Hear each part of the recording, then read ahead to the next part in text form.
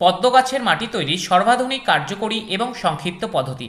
এখানে আমি নিয়েছি 50% দোআঁশ মাটি, 20% গোবর সার একসঙ্গে মিশিয়ে জল দিয়ে ভিজিয়ে রাখা হয়েছে এবং 30% যে ফাঁকা রয়েছে সেখানে জল থাকবে। তারপর এই সাইজের নাদা বা গামলার জন্য 1 মুঠো সরিষার খোলের গুঁড়ো এই মাটির মধ্যে ভালো করে চটকে মেখে নিতে হবে। গামলার সাইজ ছোট হলে সরিষার খোল কমিয়ে হাফ মুঠো নিতে হবে। গোবর সার, মাটি এবং সরিষার খোল ভালো করে চটকে মেখে নিতে হবে। 3-4 দিন পরপর করে মাটি আবারও হাত বা কোনো হাতলের সাহায্য নিয়ে ঘেঁটে দিতে হবে। এভাবে প্রায় 15 দিন চালিয়ে যেতে হবে। এভাবে 15 দিন পর এই মাটি টিউবার বসানোর জন্য উপযুক্ত হবে। সরিষার খোল দিয়ে এই মাটি তৈরি করলে 15 দিন অন্তত ধৈর্য ধরে থাকতেই হবে।